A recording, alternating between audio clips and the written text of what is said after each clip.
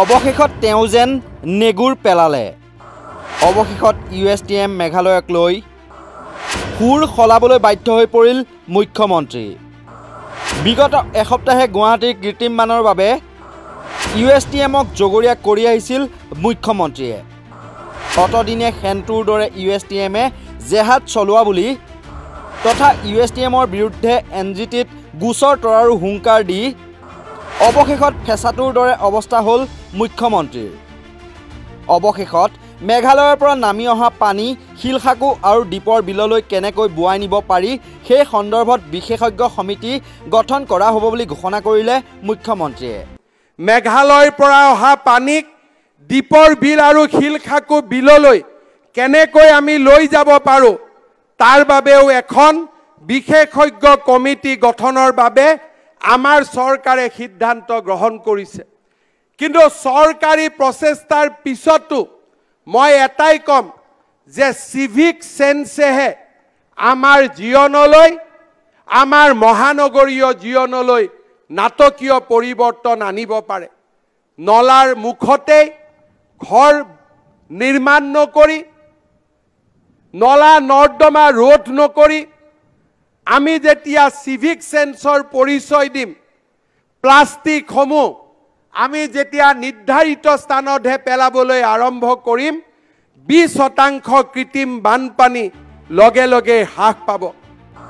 প্ৰতিবেশী মেঘালয়ক জোকাই লোৱাৰ ফল পালে নেকি ৰাজ্যৰ মুখ্যমন্ত্ৰীয়ে? মেঘালয়ে বৰাকলৈ যোৱাৰ পথ ৰুদ্ধ কৰাৰ ভয়ে খেদি ফুৰিছে নেকি মুখ্যমন্ত্ৰী? হঠাৎ মুখ্যমন্ত্ৰী হিমন্ত বিশ্ব শৰ্মাৰ সুৰ সলনি হোৱাৰ আঁৰতো আছে এক ডাঙৰ ৰহস্য। এইগৰাকী হৈছে মেঘালয়ৰ কনৰাড চাংমা চৰকাৰৰ মুখ্য উপদেষ্টা এল ৰিম্বুই। মুখ্যমন্ত্ৰী হিমন্ত বিশ্ব শৰ্মাৰ চৰকাৰক এক প্ৰকাৰে ধমক দি টুইটাৰত এল ৰিম্বুই লিখি কয় এইদৰে: শ্বিলঙৰ পৰা অসম হৈ গাৰো পাহাৰলৈ ৱাইন শ্বপৰ সামগ্ৰী পৰিবহণৰ বাবে অসম চৰকাৰে ট্ৰেনজিট পাছ প্ৰদান নকৰাটো অতি ভয়ংকৰ পদক্ষেপ। গুৱাহাটীৰ পৰা বৰাক উপত্যকালৈ মেঘালয়ে পৰিবহণ বন্ধ কৰি দিব নেকি? USTMৰ বিৰুদ্ধে NGTত গোচৰ ৰুজু কৰাৰ হুংকাৰ দিছে অসমে। ভাৰতৰ আটাইতকৈ প্ৰদূষিত চহৰ অৰ্থাৎ বৰ্ণিহাটৰ প্ৰদূষিত উদ্যোগৰ বিৰুদ্ধে মেঘালয়ে NGTত গোচৰ ৰুজু কৰিব নেকি?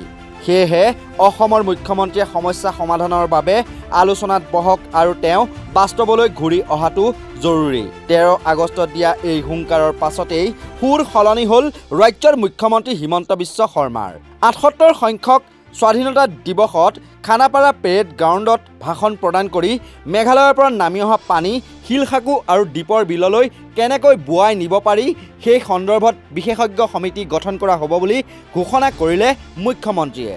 মেঘালয়ৰ পৰা অহা পানীক দীপৰ বিল আৰু শিলখাকু বিললৈ কেনেকৈ আমি লৈ যাব পাৰোঁ তাৰ বাবেও এখন বিশেষজ্ঞ কমিটি গঠনৰ বাবে আমাৰ চৰকাৰে সিদ্ধান্ত গ্ৰহণ কৰিছে।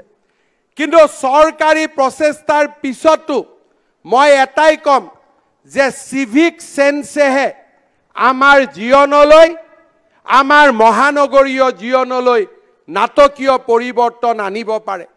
নলাৰ মুখতে ঘৰ নিৰ্মাণ নকৰি নলা নৰ্দমা ৰোধ নকৰি আমি যেতিয়া চিভিক সেন্সৰ পৰিচয় দিম, প্লাষ্টিকসমূহ আমি যেতিয়া নিৰ্ধাৰিত স্থানতহে পেলাবলৈ আৰম্ভ কৰিম, 20% কৃত্ৰিম বানপানী লগে লগে হ্ৰাস পাব।